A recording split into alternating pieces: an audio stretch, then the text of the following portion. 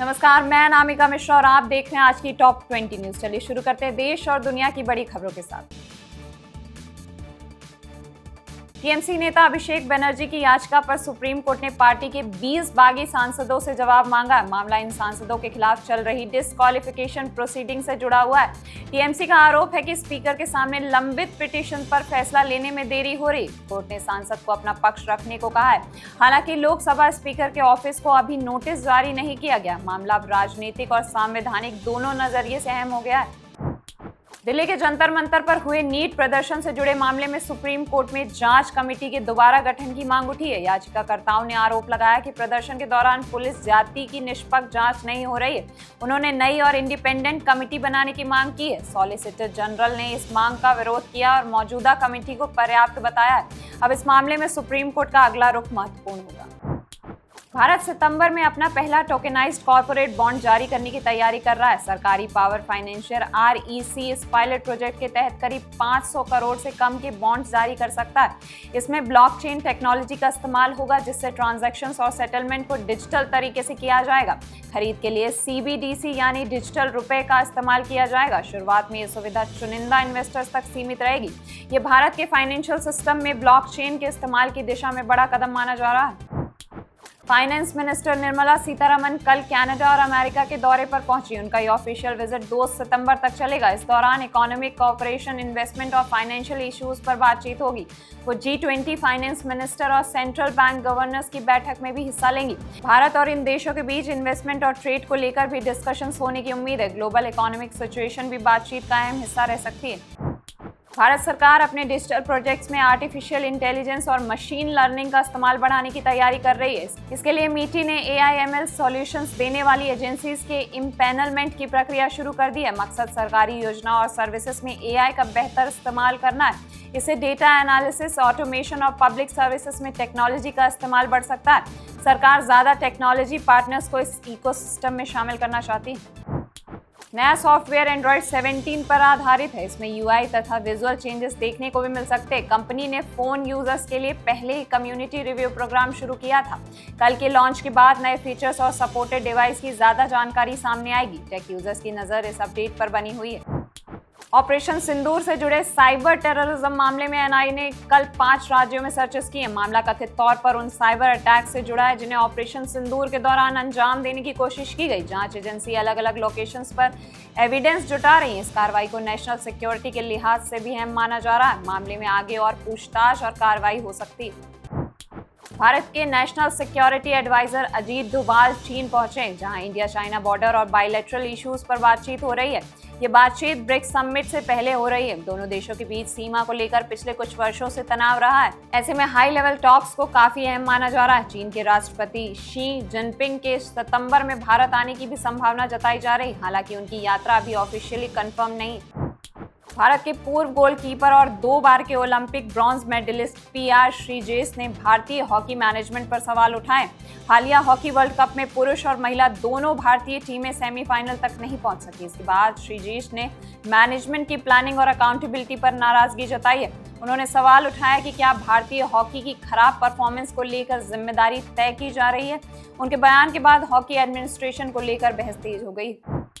कल शेयर बाजार बढ़त के साथ बंद हुआ। सेंसेक्स 287 अंक चढ़कर 77,656 के स्तर पर बंद हुआ, जबकि निफ्टी 116 अंक की तेजी के साथ 24,335 के करीब पहुंच गया।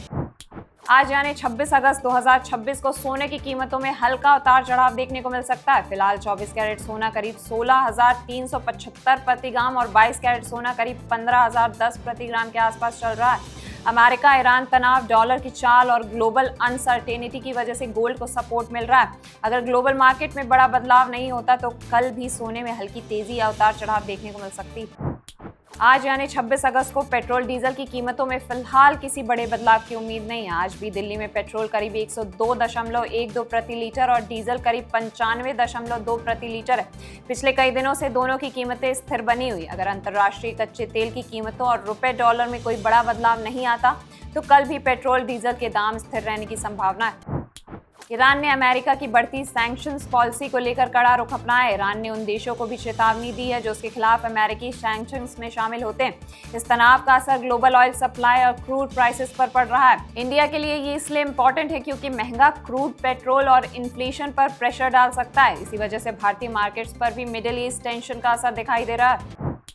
अमेरिकी राष्ट्रपति डोनाल्ड ट्रंप और कनाडा के बीच ट्रेड डिस्प्यूट फिर चर्चा में। ट्रंप एडमिनिस्ट्रेशन ने कैनेडियन प्रोडक्ट्स पर 50% टैरिफ लगाने की योजना के तहत 550 से ज्यादा प्रोडक्ट्स की लिस्ट तैयार की है। इसमें हॉकी स्टिक से लेकर कई दूसरे कैनेडियन प्रोडक्ट्स शामिल है। कनाडा ने अमेरिकी कदमों के जवाब में रिटेलिएशन की तैयारी की है। इससे दोनों पड़ोसी देशों के बीच ट्रेड टेंशन और बढ़ने की आशंका है। अमेरिकी सुप्रीम कोर्ट ने ट्रंप एडमिनिस्ट्रेशन को मेल इन वोटिंग को रेस्ट्रिक्ट करने वाली पॉलिसी पर आगे बढ़ने का रास्ता दे दिया। ये फैसला नवंबर में होने वाले यूएस मिड टर्म इलेक्शन से पहले आया है। ओरेगन जैसे देशों ने इसका विरोध करने की बात कही है। मामला इसलिए महत्वपूर्ण है क्योंकि अमेरिका में वोटिंग रूल्स को लेकर पहले से राजनीतिक बहस चल रही है। अब अलग अलग राज्यों और फेडरल गवर्नमेंट के बीच कानूनी लड़ाई आगे बढ़ सकती है। अमेरिका ईरान के सबसे बड़े ऑयल बायर चाइना पर भी दबाव बन रहा है। वॉशिंगटन चाहता है कि चाइना ईरान के साथ एनर्जी ट्रेड कम करे, जबकि बीजिंग ने यूनिलैटरल यूएस सैंक्शंस को स्वीकार करने से इनकार कर दिया है। चाइनीज रिफाइनरीज अभी भी ईरानियन ऑयल खरीद रही। हालांकि सैंक्शंस और फाइनेंशियल रेस्ट्रिक्शंस के कारण इंपोर्ट में काफी गिरावट आई है। इससे यूएस चाइना रिलेशंस में एक नया तनाव वाला मुद्दा जुड़ गया है। रशिया यूक्रेन वॉर अभी भी ग्लोबल डिप्लोमेसी का बड़ा मुद्दा बना हुआ है। UN secretary general Antonio Guterres ने कहा है कि यूक्रेन और ईरान जैसे कॉन्फ्लिक्ट्स दिखाते हैं कि बड़ी शक्तियों की अपनी सीमाएं हैं और दुनिया तेजी से मल्टीपोलर होती जा रही है। उन्होंने चेतावनी दी है कि अगर ग्लोबल इंस्टीट्यूशंस में रिफॉर्म नहीं हुए तो बड़े देशों के बीच कॉन्फ्रंटेशन बढ़ सकता है। यूएन सिक्योरिटी काउंसिल की डिसीजन मेकिंग भी लगातार पॉलिटिकल डिफरेंसेस से प्रभावित हो रही है। ताइवान की cyber security research firm team T5 के मुताबिक चाइना से जुड़े स्टेट एफिलेटेड साइबर ग्रुप्स ने अपने अटैक्स में एआई का इस्तेमाल बढ़ाया है। रिसर्चर्स का कहना है कि एआई की मदद से इन ग्रुप ने रूटीन काम ऑटोमेट किए और ज्यादा एडवांस्ड मैलिशियस सॉफ्टवेयर डेवलप किए हैं। इससे साइबर सिक्योरिटी एक्सपर्ट्स की चिंता बढ़ी है। एआई अब सिर्फ प्रोडक्टिविटी टूल नहीं बल्कि ग्लोबल साइबर सिक्योरिटी के लिए भी बड़ी चुनौती बनता जा रहा है। दुबई भारत के एआई टैलेंट के लिए ग्लोबल लॉन्च पैड बनाने की कोशिश कर रहा है। दुबई चैम्बर्स के प्रमुख ने दुबई बेंगलुरु एआई कॉरिडोर विकसित करने की बात कही है। इसका मकसद भारतीय एआई कंपनीज और प्रोफेशनल्स को मिडिल ईस्ट और दूसरे इंटरनेशनल मार्केट्स तक पहुंच बनाने में मदद करना है। आगे इसे भारत के दूसरे टेक्नोलॉजी हब से भी जोड़ने की योजना बताई जा रही है। इससे इंडिया दुबई टेक्नोलॉजी और बिजनेस कोऑपरेशन को बढ़ावा मिल सकता है। दिल्ली एनसीआर में कल भी तेज बारिश और जलभराव की स्थिति बनी हुई थी। कई इलाकों में सड़कों पर पानी भरने से ट्रैफिक प्रभावित हुआ। आईएमडी ने दिल्ली में बारिश को लेकर अलर्ट जारी किया है। गुरुग्राम में हालात को देखते हुए स्कूल्स को ऑनलाइन क्लासेस और ऑफिसेस को वर्क फ्रॉम होम की सलाह दी गई है। एयरपोर्ट ऑपरेशंस पर भी बारिश का असर पड़ रहा है। मौसम विभाग के मुताबिक आने वाले दिनों में कई राज्यों में हैवी रेनफॉल हो सकती है। आज के लिए बस इतना ही। देश और दुनिया की ऐसी खबरों के लिए अभी सब्सक्राइब करिए बज्रबट्टू दुनिया।